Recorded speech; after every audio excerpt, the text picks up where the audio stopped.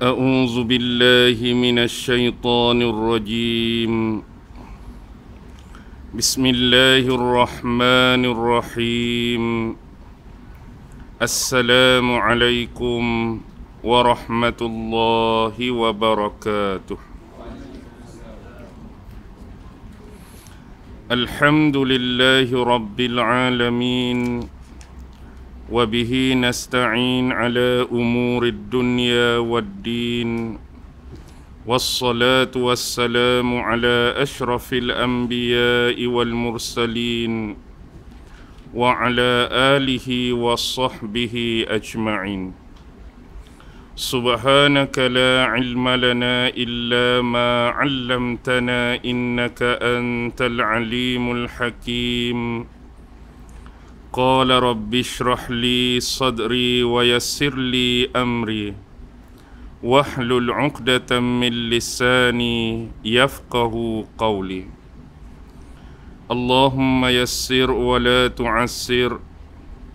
اللهم صل على سيدنا محمد وعلى آله وصحبه وسلم. ولا حول ولا قوة إلا بالله العلي العظيم. أما بعد. Alhamdulillah, syukur kehadrat Allah Subhanahu wa Ta'ala, kerana dengan limpah kurnia, rahmat, kasih sayang dan inayah daripada Allah Subhanahu wa Ta'ala, alhamdulillah, pada malam ini sekali lagi kita sama-sama dapat ditempatkan oleh Allah Subhanahu wa Ta'ala pada sebaik-baik tempat, dan mudah-mudahan senantiasa beroleh rahmah dan barakah dari sisinya, insya-Allah. Tuan-tuan yang dirahmati sekalian, marilah sama-sama kita membaca, menghayati, merenung dan mentadabbur dua potong ayat yang difirmankan oleh Allah Subhanahu wa Ta'ala di dalam surah Al-Hashr, iaitu merujuk surah yang ke-59 di dalam Al-Quran, dan surah ini mengandungi 24 ayat. Sebagaimana firman Allah Subhanahu wa Ta'ala, A'udzu billahi minasy syaithanir rajim. Bismillahirrahmanirrahim. Sabbaha lillahi ma fis samawati wa ma fil ard wa huwal azizul hakim.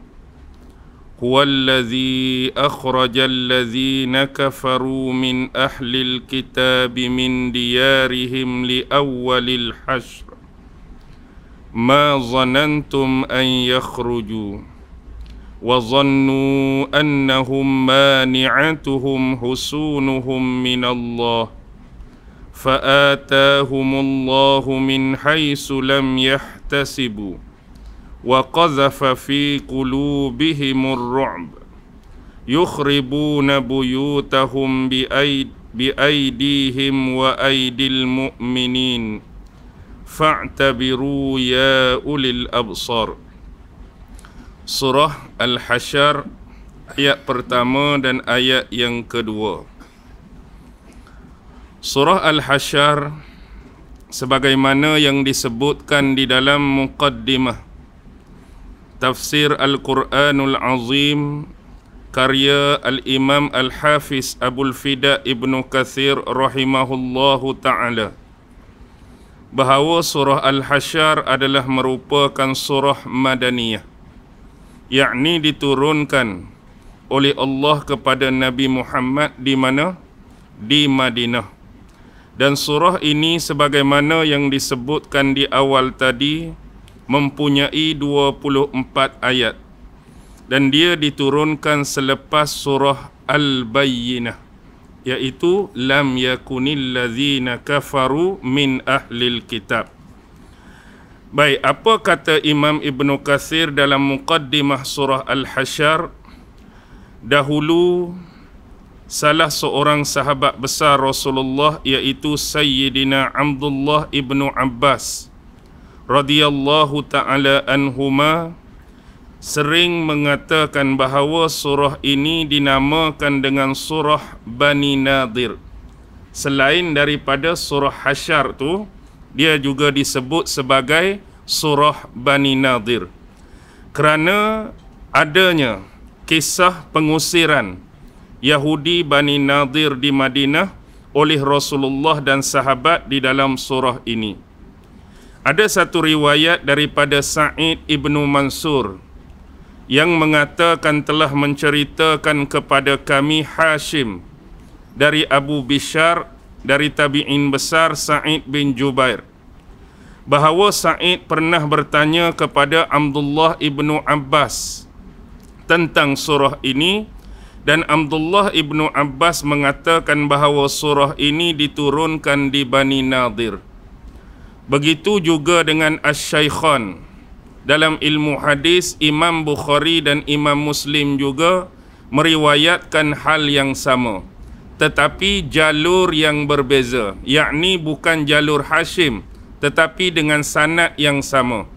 Imam Bukhari meriwayatkan dari jalur Abu Unwanah dari Abu Bishr dari Sa'id bin Jubair, yang mana Sa'id pernah bertanya kepada Sayyidina Abdullah ibnu Abbas tentang surah ini, dan dijawab oleh Ibnu Abbas bahawa surah ini diturunkan di Bani Nadir. Itu lebih kurang muqaddimah yang disebutkan oleh Al-Imam Ibnu Katsir tentang surah Al-Hasyr. Baik, surah Al-Hasyr ini Allah nak menceritakan sama seperti ayat-ayat terakhir daripada surah sebelumnya. Sebab Al-Hasyr adalah surah 59, surah 58 iaitu surah Al-Mujadilah. Di hujung-hujungnya Allah menceritakan tentang persoalan jihad.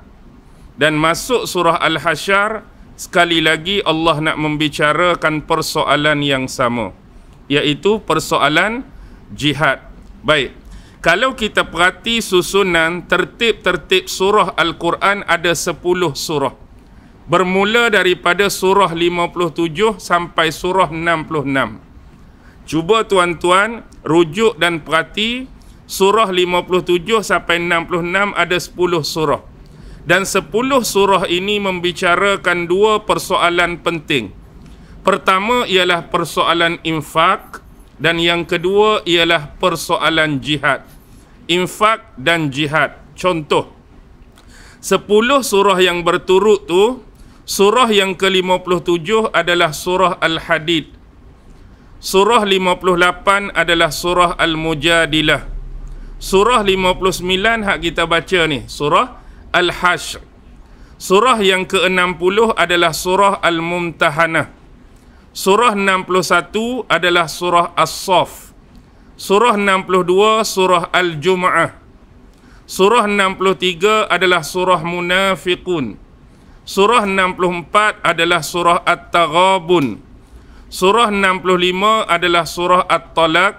Dan surah yang ke-66 adalah surah At-Tahrim. Jadi ni ada 10 surah. Satu surah tu, iaitu surah Al-Hadid, berada di penghujung juzuk 27. Satu-satunya surah berada di penghujung juzuk 27. 9 yang baki lagi tu semua duduk dalam juzuk yang sama, juzuk 98. Bermula daripada Mujadilah sampai Tahrim, 9 surah tu semua duduk dalam juzuk yang ke-28. Baik, pembahagian infak dan jihad macam ni. Kalau surah Al-Hadid, dia membicarakan dua-dua, infak dan jihad. Masuk Al-Mujadilah, jihad sahaja. Masuk Al-Hasyr, jihad sahaja. Masuk Al-Mumtahanah, jihad sahaja. Masuk As-Saff, jihad sahaja. Bila start surah Al-Jumu'ah, infak sahaja. Al-Munafiqun, infak sahaja. At-Taghabun, infak sahaja. At-Talaq, infak sahaja. Bila masuk terakhir At-Tahrim, dia gabung macam hak mula-mula, infak dengan jihad. Jadi itu persoalan-persoalan berkaitan dengan 10 surah tadi. Baik, dalam ayat yang pertama, surah ini dimulakan dengan kalimah tasbih, penyucian kepada Allah Subhanahu wa taala dengan ayat sabbaha lillahi ma fis samawati wa ma fil ard. Dan bila dia dimulakan dengan kalimah tasbih, ini bermakna surah Al-Hasyr termasuk di dalam surah-surah musabbihat. Apa makna surah musabbihat? Surah musabbihat bermakna surah-surah yang di awal surah tersebut dimulakan lafaz tasbih, yakni penyucian kepada Allah. Mungkin dia datang dengan kalimah sabbaha, seperti surah ni. Ada kalimah datang yusabbihu, ada kalimah datang sabbiha. Semua tu adalah dimulakan dengan perkataan atau kalimah tasbih. Jadi ada berapa surah yang dimulakan dalam Quran ni dengan tasbih penyucian kepada Allah?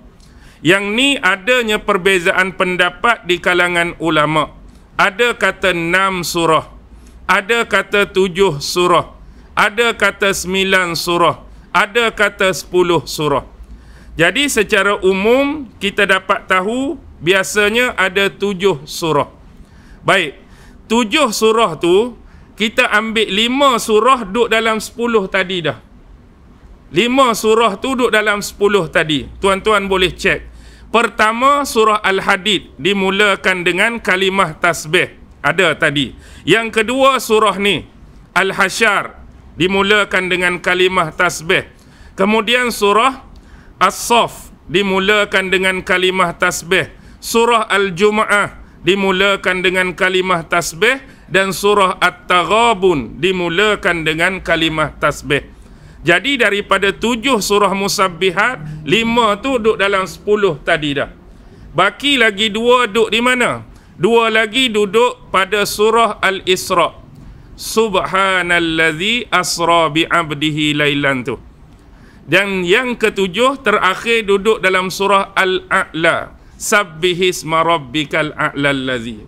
Tu 7 surah yang disebut sebagai surah musabbihat, yang dimulakan dengan kalimah tasbih, penyucian kepada Allah. Baik, sabbaha lillahi ma fis samawati wa ma fil ard. Telah bertasbihlah kepada Allah apa-apa yang berada di langit dan apa-apa yang berada di bumi. Baik, dalam surah ini, dalam ayat ini, dia datang kalimah tasbih, perkataan tasbih dengan perantaraan fi'il madhi. Maksud fi'il madhi telah berlalu.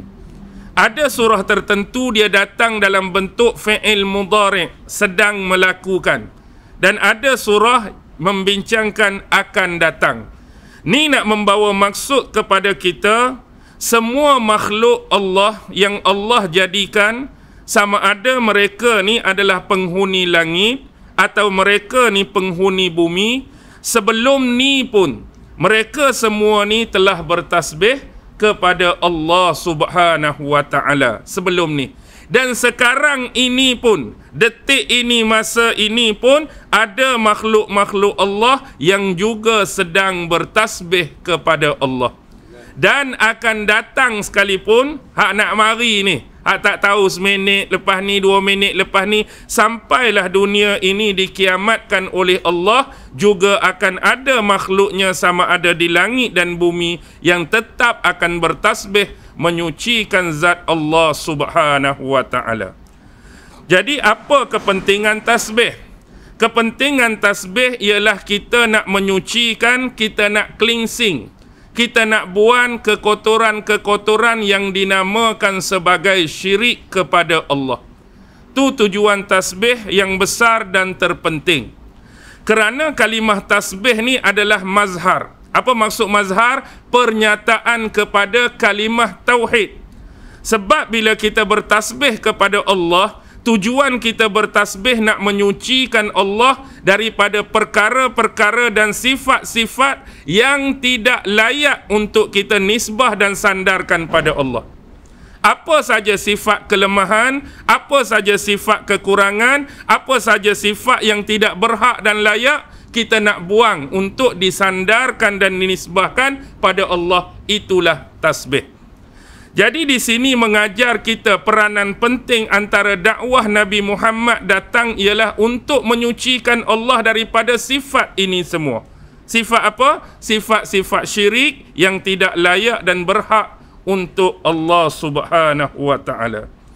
Jadi bila disebutkan bertasbih apa-apa yang berada di langit dan di bumi, maknanya kita kena faham selain daripada kita makhluk yang dijadikan oleh Allah, iaitu manusia, ada makhluk-makhluk Allah yang Allah paparkan kepada kita, kita kenal, kita tahu dan kita faham makhluk tu. Sebagai contoh, hak kita boleh tengok banyaknya jenis-jenis haiwan dan binatang hak kita nampak. Ada makhluk Allah yang namanya jin, kita tak nampak. Ada makhluk Allah yang namanya malaikat, kita tak nampak. Ada makhluk-makhluk Allah yang mungkin kita tak pernah terbayangkan rupa dia, jenis dia. Semua ni bertasbih kepada Allah mengikut keadaan dan level mereka.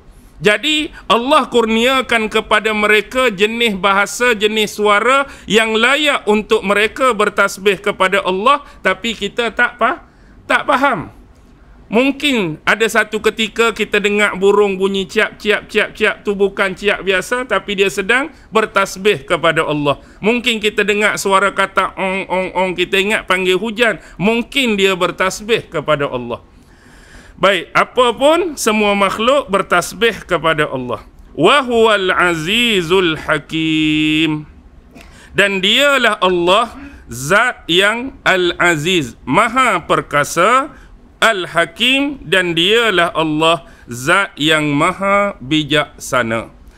Baik, di ayat ini apakah yang Allah nak kaitkan sifat kemaha perkasaan dia dengan penceritaan kisah dalam surah ini? Yang pertama ialah bila Allah menisbahkan dirinya maha perkasa, bermakna Allah layak dan Allah berhak untuk memberi hukuman kepada sesiapa pun di kalangan makhluknya. Lebih-lebih lagi nak beri hukum pada siapa? Siapa yang menentang Allah, iaitu dari sudut mereka yang melakukan kesyirikan kepada Allah, Allah layak dan berhak untuk hukum mereka. Siapa yang berbuat dosa dan keburukan di dalam kehidupan ini, Allah layak dan berhak untuk menghukum mereka. Baik, dan dalam kes ini Allah layak dan berhak untuk menghukum Yahudi Bani Nadir kerana mereka telah mengkhianati dan membelot perjanjian kesetiaan dengan Rasulullah sallallahu alaihi wasallam di bumi Madinah. Jadi Allah layak dan berhak untuk itu, walaupun hubungan itu sesama kemanusiaan. Nabi Muhammad dan sahabat dari satu sisi manusia, dan Yahudi Bani Nadir dari satu sisi pun manusia. Tetapi bila pembelotan dan pengkhianatan berlaku, Allah layak dan berhak untuk menghukum mereka dari sudut ini. Yang kedua, Al-Hakim, sifat maha bijaksana Allah. Kalau kita tengok apa saja situasi, condition dan percaturan dalam alam ini, semua ada campur tangan daripada Allah, kemaha bijaksanaan Allah. Bijak Allah di mana? Ialah bila berlakunya pengusiran Yahudi Bani Nadir. Walaupun nisbah bagi sifat dan psikologi seorang manusia, kena halau keluar daripada bumi kelahiran sendiri, kena halak keluar daripada satu tempat yang kita dah beratus-ratus tahun keturunan kita ditinggal di situ, adalah suatu yang cukup memeritkan, satu yang cukup menyedihkan. Tetapi di sisi Allah, hukuman tersebut lebih ringan berbanding dengan azab Allah mereka menentang Allah dan Rasulnya. Maksudnya bab diusir tu lagi kecil, lagi ringan di sisi Allah. Kerana apa? Kerana Allah nak memberi peluang di sini. Sebab itulah Allah nisbahkan maha bijaksana dia. Allah tidak terus menghukum seseorang hambanya yang melakukan kesilapan dan kesalahan. yang terseleweng dalam kehidupan. Lebih-lebih lagi seperti Yahudi Bani Nadir. Walaupun mereka ni Yahudi, mereka menentang Allah, mereka menentang Nabi, mereka menentang Islam, mereka tetap hamba Allah yang Allah nak beri peluang mereka kembali pada dia. Jadi bila diusir, hidup lagi ke tak? Orang perambat, hidup lagi. Orang usir, hidup lagi. Bermaksud bijaksananya Allah, Allah bagi peluang. Dengan kehidupan tersebut, kamu balik ke pangkal jalan, kembali kepada Allah, beriman kepadanya dan Rasulnya. Sama juga dengan kita sebagai contoh. Kita ni, antara sedar tak sedar, perasan tak perasan, berapa banyak dah kesalahan-kesalahan dan dosa yang kita buat pada Allah. Hak kita mungkin sedar tak sedar, perasan tak perasan, ada dosa kecil, ada dosa besar. Mungkin terbuat syirik, sedar tak sedar. Tapi Allah bagi hidup tak sampai hari ini? Allah bagi hidup. Sama Allah nak bagi peluang sekiranya kita ni koreksi diri, kita muhasabah diri, kita kembali pada dia, Allah nak suruh bertaubat. Jadi bila kita bertaubat, bermakna kita kembali kepada Allah dan meninggalkan jalan-jalan kesesatan dan kesalahan sebelum ni. Tu bijaksananya Allah terhadap makhluknya walaupun dia adalah Yahudi Bani Nadir. Baik. Yang kedua, huwallazi akhrajal ladzina kafaru min ahlil kitab min diyarihim li awwalil hasyr. Dan dialah Allah yang telah mengeluarkan alladzina kafaru, orang-orang kafir itu, min ahlil kitab, daripada ahlil kitab, khususnya merujuk siapa? Yahudi Bani Nadir, min diyarihim, daripada kampung halaman mereka ataupun rumah-rumah mereka ataupun boleh kita kata penempatan mereka, li awwalil hasyr, pada pengusiran yang pertama. Baik. Di sini kita kena faham bahawa pengusiran oleh Rasulullah dan para sahabat kepada Yahudi Bani Nadir ni bukan yang pertama, tetapi adalah pengusiran yang kedua. Bukan dua kali berlaku pada Yahudi Bani Nadir, tak. Berlaku pada Yahudi Bani Nadir tu pertama kali, tapi ni dah kali yang kedua. Sebab lebih awal sebelum ni Rasulullah dah usir satu lagi kelompok Yahudi, iaitu Yahudi Bani Qainuqa. Okey, nak bagi jelas dia punya timeline yang Allah cerita dalam surah ni. Allah usir, Nabi usir siapa? Yahudi Bani Nadir, berlaku pada bulan Rabiul Awal tahun 4 Hijrah. Yahudi Bani Nadir, Rabiul Awal 4 Hijrah. Sebelum tu, pada tahun yang kedua Hijrah, 2 tahun sebelum tu Rasulullah dan sahabat dah usir satu kelompok Yahudi, nama dia Yahudi Bani Qainuqa. Sekali seorang je, tapi nak habaq Bani Nadir ni kira yang kedua selepas Bani Qainuqa. Kalau nak bagi jelas, saya bagi timeline macam ni. Kalau kita belajar tentang sejarah ataupun sirah peperangan Rasulullah, ada 28 peperangan. Bermula daripada tahun 2 Hijrah sampai tahun 9 Hijrah. Ada berapa? 28. Tahun yang kedua tu paling banyak, ada 8 peperangan. Tahun yang kedua saja. Pertama disebut Perang Abwa. Yang kedua Perang Bawat. Yang ketiga Perang Usyairah. Yang keempat Perang Safwan. Perang Safwan dalam sejarah ni dia ada nama lain, Badar Ula, Badar yang pertama. Bukan hak bulan Ramadan tu tak. Yang kelima tu baru Badar Kubra. Badar Kubra ni lah hak kita selalu duk cerita dalam sejarah yang berlaku pada bulan Ramadan. Yang keenam, peperangan dengan Bani Sulaim. Yang ketujuh tu dengan Bani Qainuqa. Tahun 2 Hijrah. Hak kita kata hak paling awal. Yang ke-8, Perang Gandum. Kita dah cerita dulu Perang Gandum ni, nama dia Perang Suwaid. Jadi 2 Hijrah ada 8 peperangan. Tahun 3 Hijrah ada 4. Pertama Perang Zu Amrin. Yang kedua, selepas Zu Amrin, dia ada perang Buhron, nama dia perang Buhron, atau orang sebut perang Bahron. Yang ketiga, perang Uhud yang terkenal, itulah perang yang kedua besar tu, perang Uhud. Dan yang keempat, keesokan harinya. Ada sisa-sisa dan saki-baki hak tak balik lagi. Hari ni habis perang Uhud, esok dia nak try lagi. Yang ni nama dia perang Hamraul Asad. Masuk tahun keempat Hijrah cuma ada dua. Dengan Yahudi Bani Nadir ni, hak kita sebut 4 Hijrah. Dan satu lagi perang Badar, disebut Badar terakhir ataupun Badar Al-Mau'id. Dan 9 Hijrah, hak ujung sekali satu je, perang Tabuk. Okey. Baik. Kita punya rentetan ni macam ni. Kenapa orang-orang Yahudi ni hampir kesemuanya diusir oleh Rasulullah?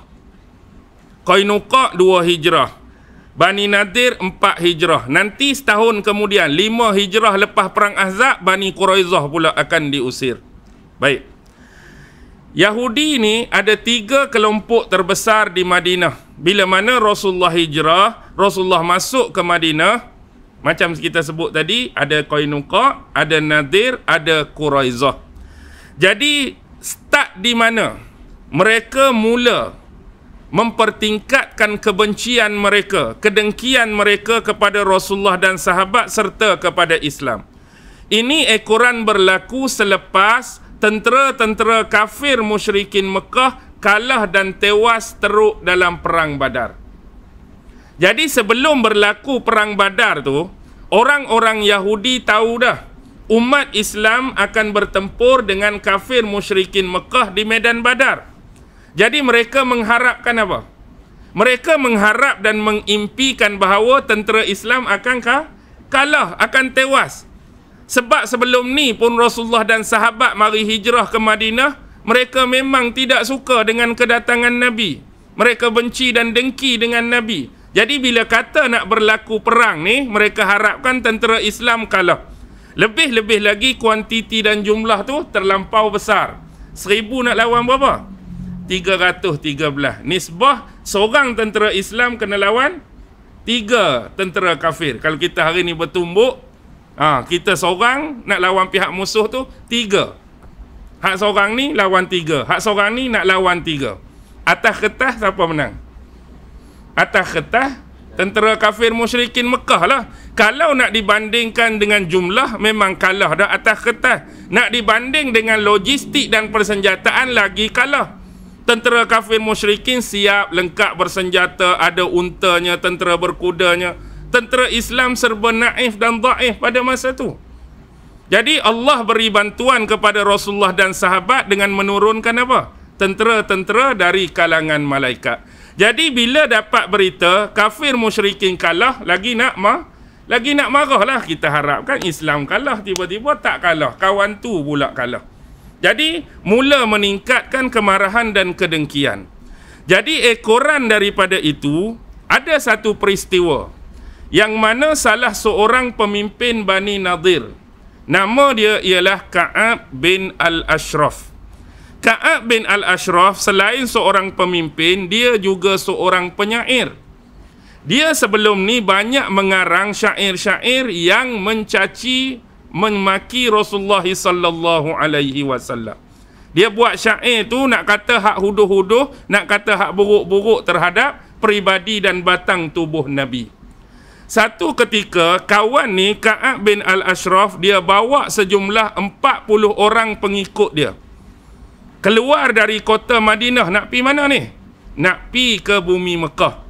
Dia tu duduk dalam kota Madinah, dia nak pi ke bumi Mekah. Dia pi ke bumi Mekah, dia bertemu dengan Abu Sufyan. Abu Sufyan jadi pemimpin masa tu. Sebab pemimpin mereka sebelum ni dah mampus dalam perang Badar. Siapa? Abu Jahal lah.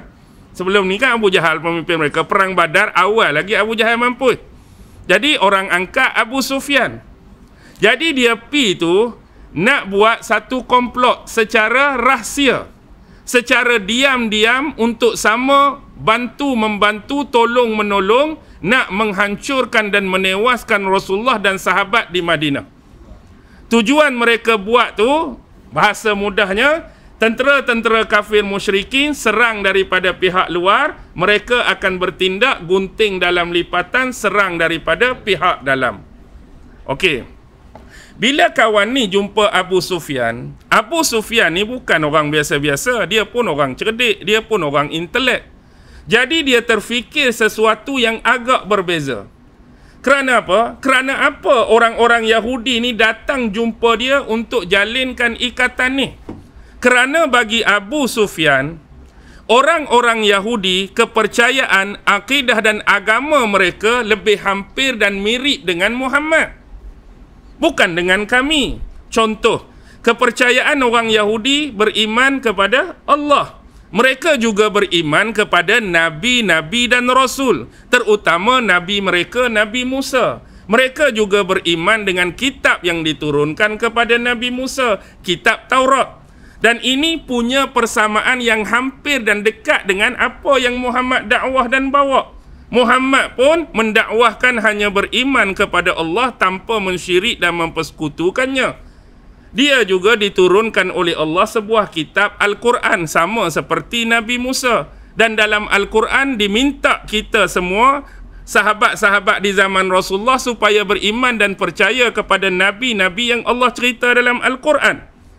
Tiba-tiba kamu ni mari minta bantuan, pertolongan dengan kami, hak akidah dia jauh berbeza dengan kamu. Kami ni menganut agama paganisme, menyembah apa?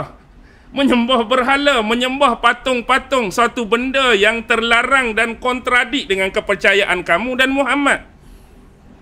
Cerdik jugalah Abu Sufyan ni. Patutnya kamu tu lebih sokong Muhammad. Kepercayaan kamu dekat dengan dia, tiba-tiba mari minta tolong kami, hak akidah tu terbalik kot. Jadi dia cuba soalan trik kepada Ka'ab. Wahai Ka'ab, apa pandangan dan pendapat kamulah antara agama yang dibawa dan didakwahkan oleh Muhammad ni dengan agama kami ni, kepercayaan kami, paganisme ni, hak sembah patung, sembah batu, sembah berhala ni, di antara dua ni, manakah yang lebih benar dan lebih lurus jalannya? Kawan tu bagi trik kat dia. Jadi agak-agak dia nak jawab apa? Inilah nak cakap mentaliti orang Yahudi. Mereka sanggup berdusta, mereka sanggup berbohong, mereka sanggup bermuka-muka kerana nak meraihkan sokongan kepada pihak mereka. Walaupun tu berlawanan dan telah menjatuhkan akidah mereka sendiri. Patut jawapan mereka apa kalau tanya lagu tu? Muhammad itulah hak sungguhnya, Muhammad itulah hak betulnya, Muhammad itulah hak benarnya. Tapi kerana nak bersekongkol, nak bersepakat dengan kawan ni, jalan kamu yang lebih benar, jalan kamu yang lebih betul daripada jalan Muhammad. Ni bukan saja-saja, Allah rakam dialog dan perkataan ni dalam surah An-Nisa ayat 51. Tuan-tuan boleh cek. Inilah perkataan kawan tu. Okey. Bila rahsia ni, hal ini diketahui oleh Rasulullah. Rasulullah tahu Ka'ab bin Ashraf keluar dari Madinah pergi Mekah nak buat pakatan ni. Maka Rasulullah telah utuskan 4 orang sahabat dia. Pertama ialah Muhammad bin Maslamah. Yang kedua ialah Ibad bin Bashar. Yang ketiga Abu Nailah. Yang keempat Al-Haris bin Aus. Tujuan apa 4 orang ni diutus oleh Rasulullah? Untuk menamatkan riwayat Ka'ab bin Al-Ashraf tadi. Kerana perbuatan dan tindakan Ka'ab tu seolah-olah telah membelot dan mengkhianati perjanjian kesetiaan Mitsaqul Madinah, piagam Madinah sebelum ni. Contoh antara isi piagam Madinah yang selalu kita sebut, mana-mana musuh yang datang dari luar kota Madinah, yang mana musuh ini mereka punya targeted, mereka punya mark ialah Islam. Musuh yang datang dari luar Madinah ni, target mereka, mark mereka Rasulullah dengan sahabat orang Islam. Jadi berkewajipan bagi Rasulullah dan sahabat mempertahankan kota Madinah, dan berkewajipan bagi sekutu-sekutu dalam kota Madinah seperti Yahudi tadi membantu Rasulullah mempertahankan kota Madinah dari serangan musuh. Begitu jugalah dalam perjanjian tu kalau berlaku sebaliknya. Musuh yang datang dari luar kota Madinah bukan nak ke orang Islam, tapi mereka targeted dan mark kepada orang Yahudi. Jadi berkewajipan bagi Rasulullah dan sahabat bantu orang Yahudi mempertahankan kota Madinah dari musuh luar. Walaupun tu bukan musuh Islam. Tapi ni bukan kata buat lagu tu. Keluar dari kota Madinah, pi bersekongkol dengan musuh supaya suruh serang. Memanglah. Jelas-jelas dah ni mengkhianati dan membelot.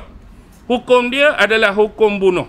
Sebab pengkhianatan kepada perjanjian, pembelotan kepada perjanjian di sisi Islam, di sisi agama, di sisi Rasulullah bukan benda kecil, tuan-tuan. Kerana pengkhianatan dan pembelotan, mungkin satu-satu pemerintahan boleh jatuh, satu-satu negara boleh hancur, satu-satu pemimpin boleh jatuh kalau sekiranya berlaku pengkhianatan. Benda besar, hukum bunuh. Walaupun demikian, tengok kebijaksanaan cara Rasulullah.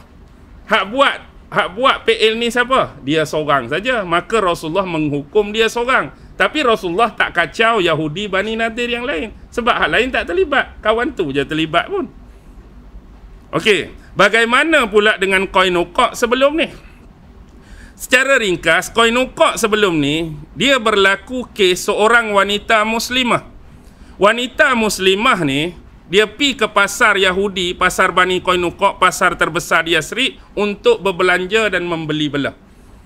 Jadi bila di sana nak berlaku transaksi jual beli, Yahudi ni ada cuba mempermain dan memperolokkan wanita ni supaya dia ni buka penutup muka, cadar muka dia. Jadi dia sebagai wanita muslimah yang taat, dia menolak benda tu, dia tak mau buka. Jadi bila dalam keadaan dia duk memilih-milih barang tu, mari Yahudi seorang kat belakang ambil punca kain pakaian dia tu, dia ikat pada satu benda. Jadi bila kawan ni bangun, menyebabkan apa? Terangkat kain tu sehingga menampakkan sebahagian aurat dia dari belah belakang. Jadi dia pun minta tolonglah atas perkara tersebut. Kebetulan ada seorang lelaki Muslim di pasar tersebut, bila dengar kawan ni menjerit, nak pi tolong. Bila lelaki Muslim ni nak pi tolong, dia dibantai, dikeronyok beramai-ramai oleh pemuda Yahudi. Bantai saja okey lagi, keronyok saja okey lagi, sehingga tragedi ini berakhir dengan kematian. Mati kawan tu. Dan bila mati ni benda besar sebab melibatkan nyawa. Sebab salah satu perjanjian Piagam Madinah, umat Islam kena jaga hak-hak orang Yahudi pun kena jaga hak-hak orang Islam. Jangan kacau, jangan sailang. Ni bukan kata apa dah ni sampai tahap hilangnya mawa, pembunuhan berlaku ni. Jadi ni benda besar. Akhirnya Rasulullah dan sahabat telah mengepung benteng Yahudi Bani Qainuqa. Berapa belah hari, ada riwayat sebut 15 hari 15 malam. Dalam tu ada 700 orang lebih. 400 tanpa senjata, 300 lagi lengkap bersenjata. Ada pakai topi, ada baju zirah, ada pedang dan sebagainya. Tapi dengan jumlah 700 tu, berani tak berani mereka nak bertempur face to face dengan Rasulullah? Tak berani. Duk berkurung dalam benteng dia tu lah. Duk bertahan dalam benteng tu lah. Face to face tak berani. Akhirnya habis bekalan makanan apa, Rasulullah mensyaratkan supaya mereka ni diusir keluar akibat pengkhianatan tadi. Kemudian marilah bapak kepada segala bapak munafik. Siapa? Abdullah bin Ubay bin Salul. Pasal apa Abdullah bin Ubay datang? Baik. Sejarah sebelum ni, sebelum suku Aus dan Khazraj, kita panggil sahabat Ansar tu, sebelum mereka masuk Islam, sebelum Nabi hijrah, dua suku ni, Aus dan Khazraj, selalu berperang berpuluh-puluh tahun dah. Jadi dua suku ni dia ada sekutu masing-masing dari pihak Yahudi. Sebagai contoh, suku Aus, sekutu mereka Yahudi Bani Quraizah. Kalau suku Khazraj, sekutu mereka Yahudi Bani Qainuqa dengan Yahudi Bani Nadir. Jadi hak berlaku ni Yahudi mana? Qainuqa. Sekutu mereka Khazraj. Salah seorang pemimpin Khazraj, kawan tu lah, Abdullah bin Ubay bin Salul. Mari terhegeh-hegeh menghadap Rasulullah. Wahai Rasulullah, tolong kasihani mereka, tolong lepas mereka. Kerana sebelum kedatangan kamu sebelum ni pun, 700 orang ni lah yang selalu membela aku di belakang aku. Ketika Khazraj duk bertempur dulu lah, dia nak cerita ni. Jadi adakah kamu nak menamatkan riwayat 700 orang ni, hak sebelum ni banyak tolong dan bantu aku dalam masa satu hari? Jadi aku minta keselamatan dan keamanan nyawa bagi mereka. Jangan bunuh lah. Jangan bunuh. Padahal mereka mampu tak kalau mereka nak bertempur face to face dengan jumlah 700? Bila saya sebut 700, mungkin mentaliti dan otak kita zaman sekarang, tentera ada 700. Memanglah takut, memang nak kalah. Tuan-tuan, 700 ni, Nabi Perang Badar ada berapa? Nabi Perang Badar sebelum ni baru 300. Maksudnya mereka ada berapa? 7, jauh lebih besar, 2 kali ganda. Kalau mereka nak berperang face to face pun. Tapi bila sebut 700, otak zaman sekarang ni, Allah 700 sikit. Sebab kita duk tengok tentera hak juta puluh ribu tu. Rasulullah dengan sahabat pun 300, mereka 7. Memang boleh lawan, tapi penakut. Akhirnya, Rasulullah beri keamanan. Wahai Abdullah bin Ubay, mereka milik kamu, untuk kamu. Maksudnya Rasulullah jamin keamanan nyawa, tak bunuh, tapi dengan syarat, kamu kena keluar dari bumi Madinah. Jadi itulah hak berlaku tahun 2 Hijrah, hak awal tadi tu. Dah keluar dah. Kumpulan yang pertama, Yahudi Bani Qainuqa, sebab tadi. Baik, sekarang ni kita nak pi. Nak isyak dah. Baru tak start lagi ni. Boleh ke? Boleh. Okey. Baik, bagaimana nak berlaku pengusiran Yahudi Bani Nadir pula? Baik, pemimpin awal sebelum ni Ka'ab bin Ashraf kena bunuh dah kan? Baik, mereka dah ada pemimpin lain. Jadi kisahnya bermula ialah bila mana Rasulullah dan beberapa sahabat beliau, antaranya Rasulullah bawa Sayyidina Abu Bakar, Rasulullah bawa Sayyidina Umar, Rasulullah bawa Sayyidina Ali dan beberapa sahabat lain. Nak pi ke mana? Rasulullah ni nak pi ke perkampungan Yahudi Bani Nadir. Buat apa Rasulullah nak pi? Nak menyelesaikan satu urusan penting, iaitu permasalahan diat. Apa dia diat? Apa dia diat?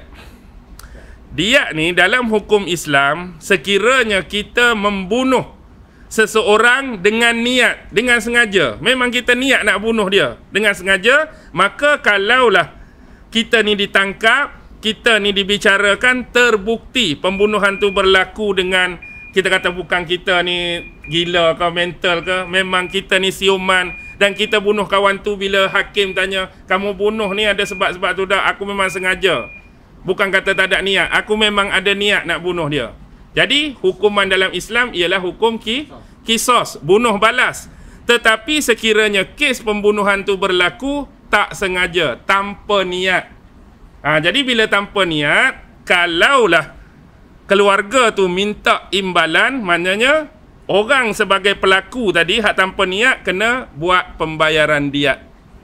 Buat pembayaran diat. Dia banyak kes diat ni. Kalau keluarga tu kata sebab mereka 2 orang ni berkawan baik, jadi kami pun maafkanlah orang yang buat tu. Jadi tak payah bayar diat, hapus dengan maaf tu. Contohlah kadang-kadang kan kita lama tak jumpa kawan, kita ambil batu kecil sebiji. Kita ambil batu kecil sebiji, lama tak jumpa kawanku. Kita niat nak bergurau, kita pun baling. Pak kena kepala dia, rebah, meninggal. Allah. Niat ke tak tu? Tak niat, niat nak bergurau lah. Lepas tu nisbah pula batu besar ni takkan boleh membunuh pada adat. Tapi kena tu meninggal kawan tu. Maksudnya terjadi kes pembunuhan tak sengaja dan tanpa niat. Maksudnya kena bayar dia.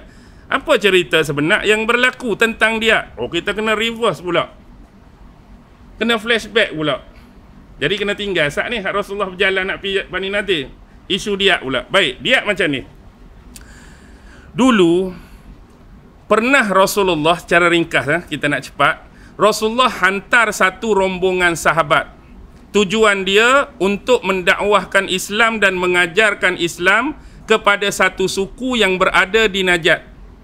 Najd di mana sekarang? Di Riyadh lah. Kalau Arab Saudi tu ibu kota dia, Riyadh tu Najd. Suku tu ialah suku Bani Amir. Ingat suku ni, suku Bani Amir. Jadi Rasulullah menghantar lebih kurang 70 orang sahabat dengan tujuan yang besar ni. Ada riwayat sebut 70 sahabat ni yang memang excellent dan berkualiti. Ada riwayat kata kesemuanya adalah hafiz Quran, ataupun mungkin sebahagian. Jadi bertolaklah rombongan 70 orang sahabat nak pergi ke mana? Perkampungan Bani Amir di Najd. Tujuan dia dakwah dan nak mengajarkan Islam.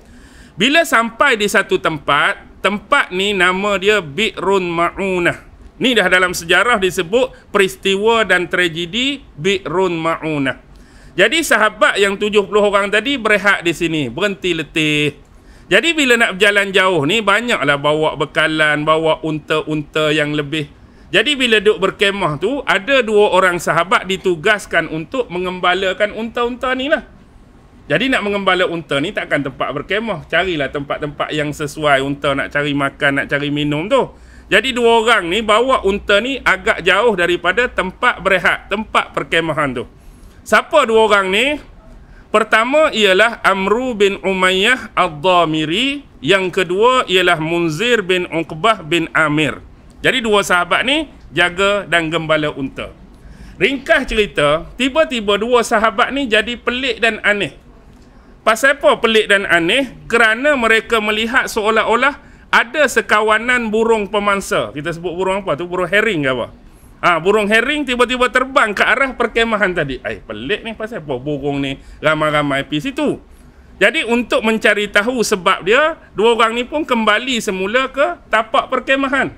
Dari jauh mereka melihat sebahagian besar sahabat-sahabat tu dah tersungkur menyembah bumi dalam keadaan luka dan berdarah.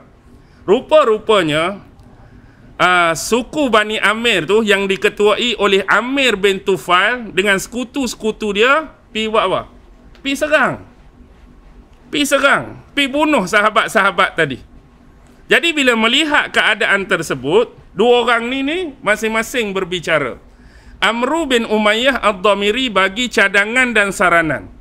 Kita ni tinggal berapa? Tinggal 2 orang dah ni. Sahabat-sahabat lain tu dah tersungkur. Ada sebahagian yang meninggal, syahid dah. Jadi memandangkan kita ni tak ada orang, aku bagi cadangan kita berdua cepat-cepat kembali ke Madinah, kita beritakan hal ini kepada Rasulullah. Tapi Munzir bin Uqbah bin Amir menolak. Dia kata kalau kita nak kembali kepada Madinah jauh. Tapi kalau kejadian ni berlaku macam mana pun, cepat atau lambat mesti sampai berita ni kepada Rasulullah juga. Jadi alang-alang, kita kata, apa orang Melayu sebut, alang-alang mengeluk berkasam, biar sampai ke pangkal lengan. Lagipun, kita dah tinggal 2 orang, biarlah 2 orang pun, kita tetap lawan mereka. Sekurang-kurangnya kalau kita kalah dan terkorban, kita menyusul syahid sahabat-sahabat yang lain. Ni semangat. Jadi, pilihlah 2 orang ni, lawanlah juga hak ramai-ramai tadi. Akhirnya, hak mula-mula terkorban dan syahid siapa? Hak bagi cadangan tu lah. Munzir bin Uqbah bin Amir terkorban syahid. Hak tinggal siapa? Amru bin Umayyah Ad-Dhamiri. Amru bin Umayyah Ad-Dhamiri tertangkap. Dia tak terbunuh. Dia tertangkap kemudian ditawan. Bila ditawan, ringkas cerita, ketua tadi, Amir bin Tufail, bawa dia balik ke rumah dia sebagai tawanan. Bila sampai di rumah, masuk dalam rumah dia, bila mak Amir ni, mak Amir bin Tufail tengok kawan ni, dia tanya, siapa ni? Ni tawanan aku. Jadi apa mak Amir sebut? Demi hak aku sebagai ibumu, aku minta kepada kamu supaya bebaskan dia sebagai hamba aku. Suruh bebas. Pasal apa? Wallahu alam cerita sebenar di sebalik ibu Amir bin Tufail ni. Sebab ada riwayat sebut, mak dia sebelum ni, dia pernah bersumpah dan bernazar untuk satu hal, satu perkara lah. Mungkin benda tu dah berlaku. Sumpah dan nazar dia kata kalau jadi benda hak dia bersumpah, benda hak dia bernazar, dia nak membebaskan seorang hamba. Tu sumpah dia. Mungkin dah berlaku benda tu atas dia, jadi bila anak balik hamba ni, jadi dia nak lunaskan lah sumpah dia tu. Bebaskan seorang hamba, bila kamu tawan dia, dia dah jadi tawanan kita. Jadi, bebaskanlah dia untuk lunaskan dia punya sumpah dengan nazar. Jadi, menghormati mak dia, bebaslah kawan ni. Bila bebas, takkan nak tunggu situ lagi. Mestilah cepat-cepat nak balik ke Madinah. Dan dia mengguna jalan tembus. Jalan tembus maksudnya jalan pintas. Satu tempat nama dia Qorqorah. Di tempat ni lah, Amru bin Umayyah Ad-Dhamiri berhenti berehat. Bila berhenti berehat, tak lama kemudian datang 2 orang yang dia tak kenal. Datang 2 orang, 2 orang ni pun penat nak berehat di situ juga. 2 orang ini daripada suku Bani Kilab. Perlu diberi peringatan, tadi Bani Amir. Bani Kilab ni masih ada hubungan kerabat dengan Bani Amir. Tapi dia suku yang berbeza. Hak ni Bani Kilab, hak dua orang pergi berehat tadi. Hak buat onar tadi Bani Amir. Nak bagi mudah faham macam ni. Kalau di Mekah, ada Bani Hashim, ada Bani Muttalib. Bani Hashim tetap Bani Hashim, Bani Muttalib tetap Bani Muttalib. Tapi mereka ni masih lagi dua-dua suku Quraisy. Dua-dua Quraisy, Bani Hashim pun Quraisy, Bani Muttalib pun Quraisy. Macamlah tadi Bani Amir, Bani Kilab, tapi mereka masih kerabat yang sama. Tapi mereka berdua ni terlibat ke tak? Tak terlibat. Tak ada kena-mengena pun. Tapi bila dua orang ni terlena, tertidur, Amru bin Umayyah Ad-Dhamiri bangun, pi bunuh dua orang ni. Seolah-olah nak revenge lah. Nak revenge balik kematian sahabat ramai-ramai tadi. Bagi dia menyangka sebab kabilah Bani Kilab ni masih ada hubungan kerabat dengan Bani Amir. Tak dapat Bani Amir pun, bantai kawan ni pun jadi. Bunuh kawan ni. Balik jumpa Rasulullah. Bila balik jumpa Rasulullah, bagi tahu peristiwa ni kat Rasulullah. Rasulullah dah bercampur antara dua perasaan. Pertama, mestilah sedih. Sedih sebab apa? Kehilangan sejumlah besar sahabat tadi.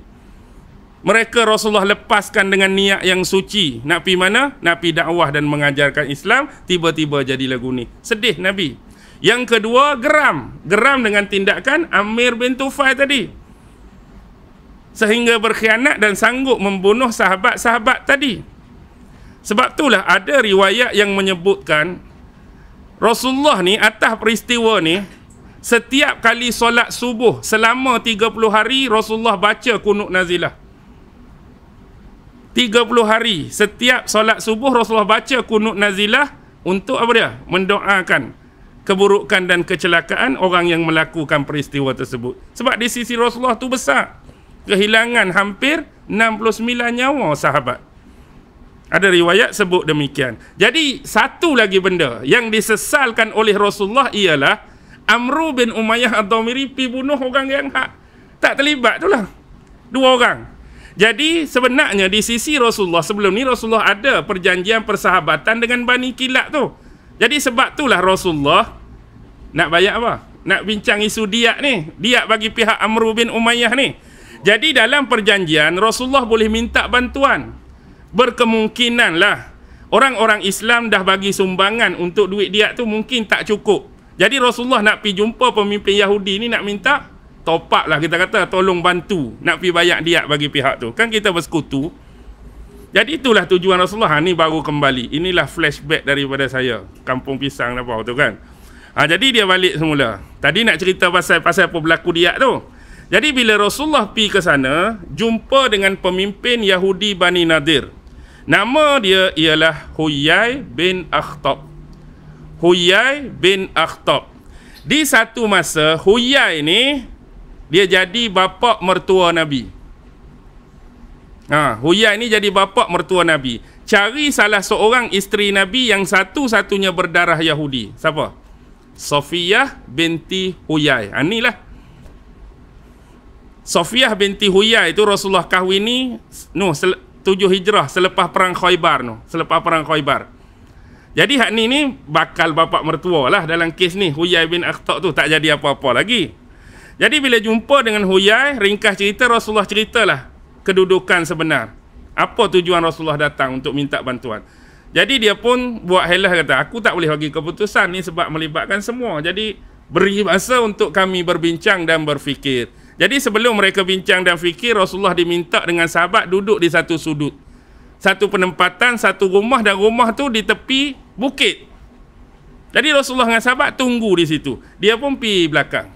Pergi belakang, rupa-rupanya Huyai bin Akhtab ni dia merancang untuk komplot dan bunuh Nabi. Dia nak minta seseorang pergi ambil batu yang besar, naik ke belakang bukit, ambil batu besar tu, baling ke tempat yang Rasulullah dengan sahabat duduk berehat kat bawah tu.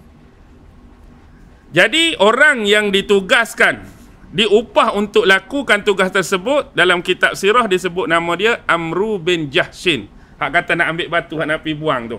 Tapi sebelum benda tu berlaku, salah seorang pemimpin mereka yang lain, Salam bin Mishkam. Salam bin Mishkam ni sebut seolah bagi nasihat lah, ada juga Yahudi hak cerdik ni. Dia kata jangan sesekali kamu lakukan perkara tu. Macam seolah dia tegah. Sesungguhnya aku yakin dan percaya Muhammad akan diberitahu. Tengok, cerdik tak cerdik dia. Sungguhnya aku percaya dan yakin Muhammad akan diberitahu. Apa maksud dia? Dia yakin dan percaya kalau kita nak buat macam ni, pasti Allah akan hantar malaikat Jibril sampaikan wahyu apa benda yang kita nak buat ni. Dan satu lagi, apa yang kita nak buat ni seolah-olah akan menggagalkan perjanjian persetiaan kita dengan Muhammad sebelum ni. Jadi seolah kita mengkhianati dan membelok kalau kita buat macam ni. Tapi tak didengar. Bila tak didengar, mereka cuba nak buat benda tu. Tapi Allah telah menurunkan wahyu kepada Nabi Muhammad, ceritakan kedudukan yang sebenar. Jadi Nabi pun minta sahabat segera bergegas keluar dari perkampungan Bani Nadir, terus kembali ke Madinah. Sahabat pun pelik lah. Benda hak kita mari nak minta tolong tak settle lagi, tak selesai. Tiba-tiba Rasulullah suruh cepat-cepat balik. Tapi tak ada seorang pun berani bertanya sepanjang berjalan balik. Sampai di Madinah baru Rasulullah cerita, pasal apa kita balik cepat-cepat? Tadi aku menerima wahyu bahawa mereka nak buat sekian tu. Besar tak benda yang mereka nak buat ni? Besar lah, sebab nak bunuh Nabi. Di sinilah kita boleh belajar satu benda. Apa yang kita boleh belajar, tuan-tuan? Kepelikan mentaliti Yahudi.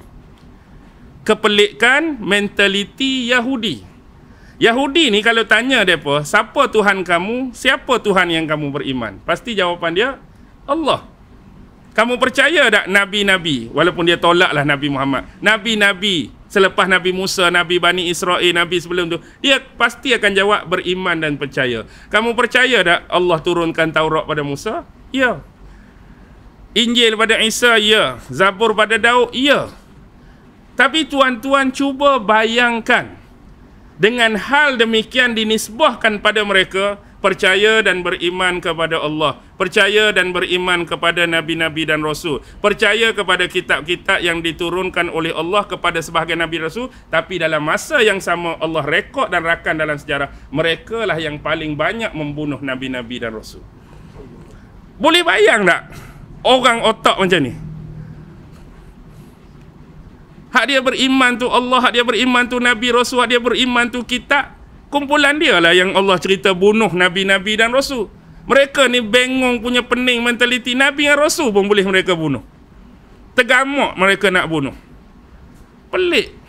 Lepas tu kalau Nabi Muhammad, apa tak lagi. Hak sebelum ni pun duk rajin bunuh dah.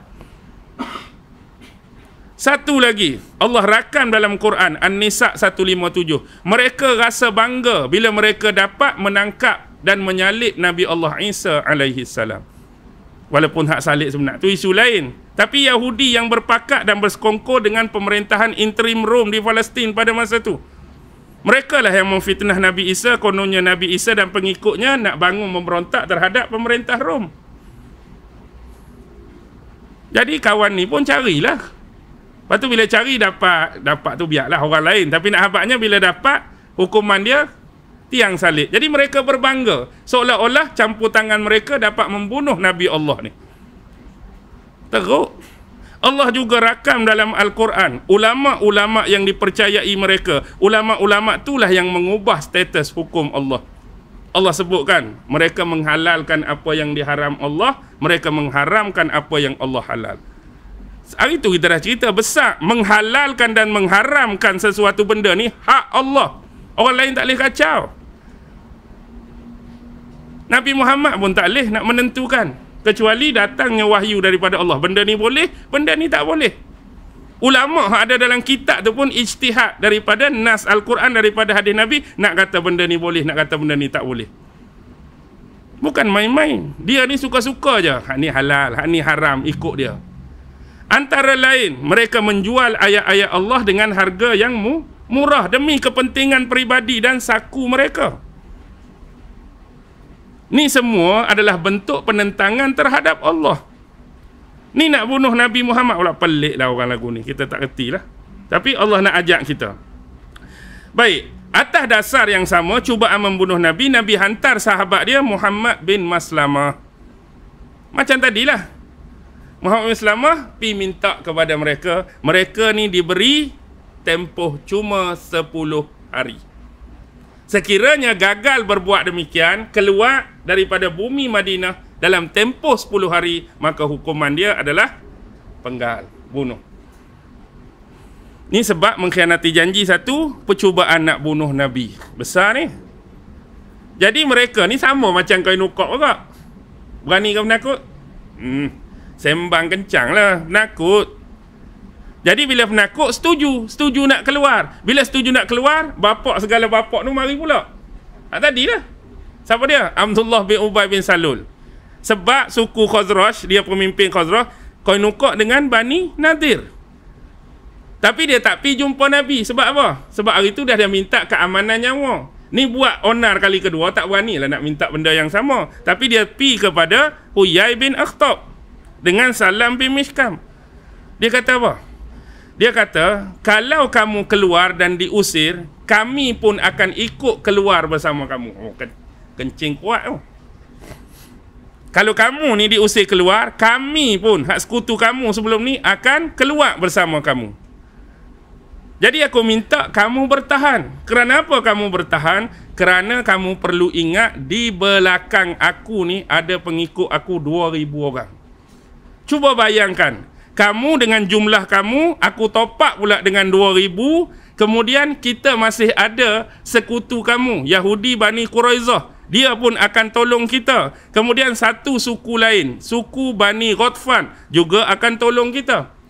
Sebab apa? Aus dengan Khazraj tak ada dah. Sebab jadi sahabat Nabi dah. Jadi cuba tuan-tuan bayangkan permainan mentaliti seperti ni. Orang yang tertekan, tiba-tiba mari habaq, di belakang aku ada 2,000, akan tolong kamu. Kemudian ada saudara kamu lagi, Yahudi Bani Quraizah. Mari lagi suku tu kita, Bani Ghatfan. Kita boleh tak lawan Muhammad dengan jumlah besar ni? Boleh. Tapi sembang kencang lah. Bila kawan ni hak nak keluar dah, bila dengar ayat-ayat macam ni, jadi semangat balik lah. Dah hak ni 2,000, hak ni nak mari, hak ni nak mari. Jadi menolak untuk keluar. Bila menolak untuk keluar, maka Rasulullah pun kepung lah.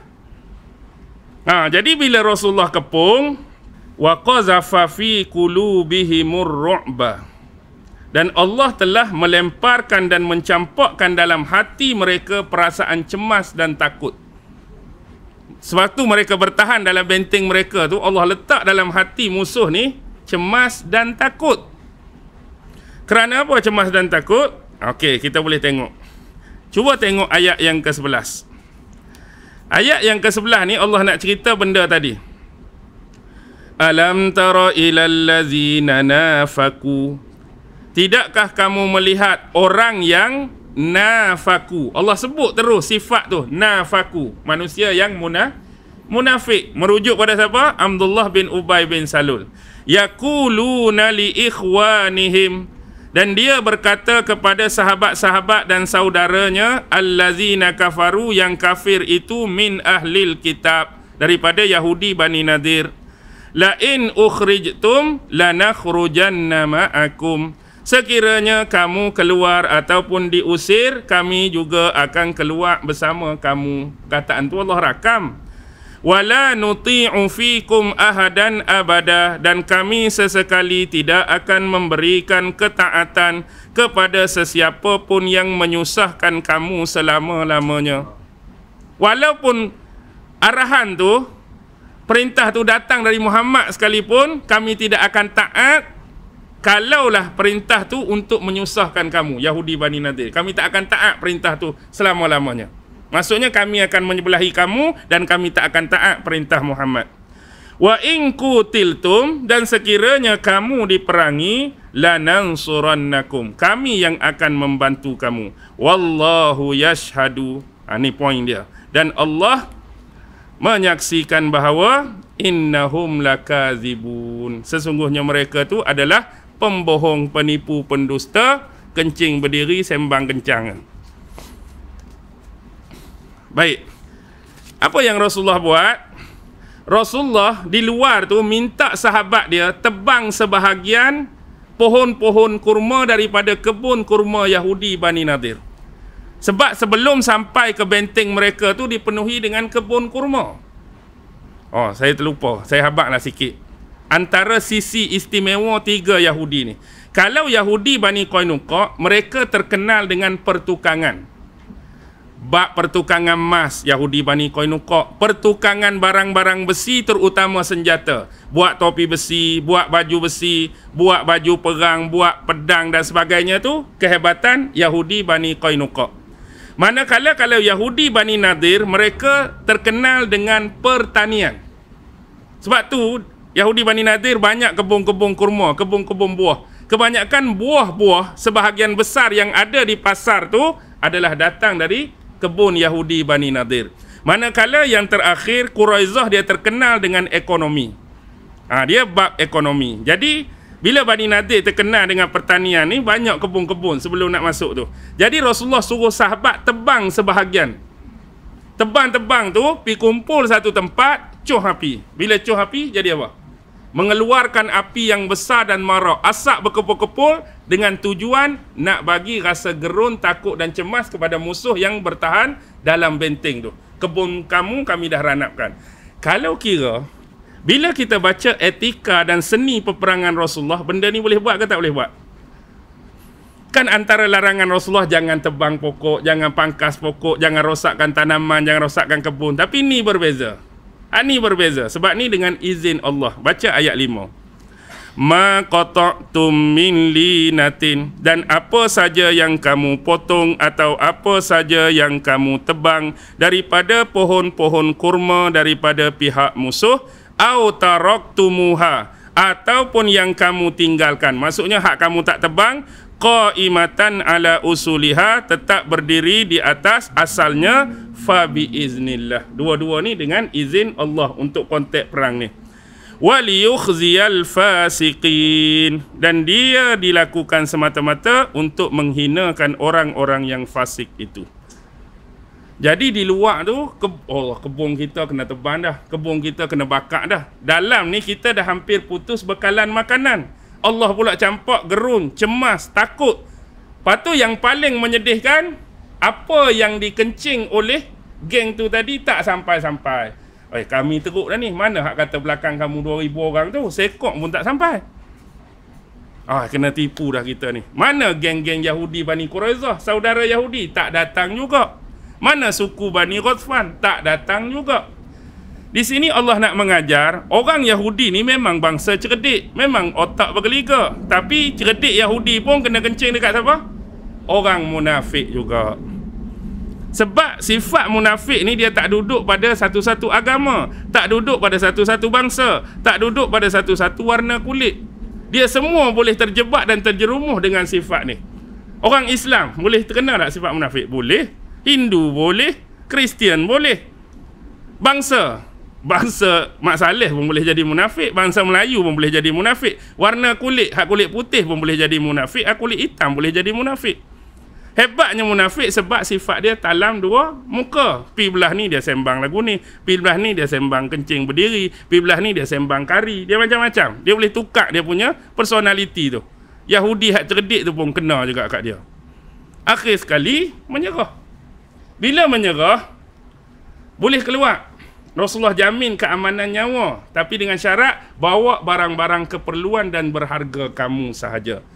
Nak keluar boleh tinggalkan satu benda, segala alatan dan perkakasan perang tak boleh bawa, kena tinggal di sini. Jadi dalam kitab sirah menyebut harta rampasan ada lebih kurang 50 topi besi, 50 baju besi, 200 lebih ke 300 lebih bilah pedang. Okey lah tu.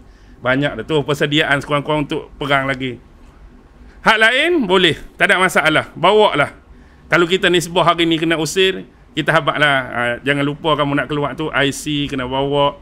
Bukan IC, maksudnya kita nak habak lah ni. Hak penting-penting, pasport kamu jangan tinggal. Sebab kamu nanti nak keluar, nak pergi negara orang ke, nak pergi tempat lain. CJ LCE, CJ MCE, UPSR, SPM, CJ PhD, CJ degree bawa semua. Kok-kok nak pergi minta kerja lain tempat orang ke. Dan ada riwayat yang menyebutkan, ada mereka ni sebelum keluar tu mereka merosakkan dan memusnahkan rumah mereka sendiri. Maksudnya mereka sendiri yang menjahanamkan rumah mereka. Sebab kita keluar ni confirm tak balik dah. Jadi ini sebagai kenangan, biarlah kita keluar dan kadang kita sendiri, tangan kita yang robohkan rumah-rumah kita. Jadi ada sebahagiannya cabut pintu rumah dengan cabut tingkap rumah, bawa sekali sebagai kenangan. Rumah kita lama dah duduk sini, dalam kampung ni kena halau, tak akan boleh masuk punya. Jadi kurang-kurang bawa lah jendela dengan pintu rumah. Sampai tempat baru boleh kurang-kurang boleh cerita kat cucu. Ni jendela apa tu? Ni pintu apa tu? Inilah zaman tok-tok kita dulu di Mekah, di Madinah. Kena halau dekat Muhammad akibat membelok dan berkhianat. Hak tinggal ni lah pintu rumah. Dan sekurang-kurang boleh ceritalah sejarah tu kat anak cucu. Keluarlah. Ada riwayat juga menyebut hampir 600 ekor unta. Maksudnya keluarga masing-masing lah tu.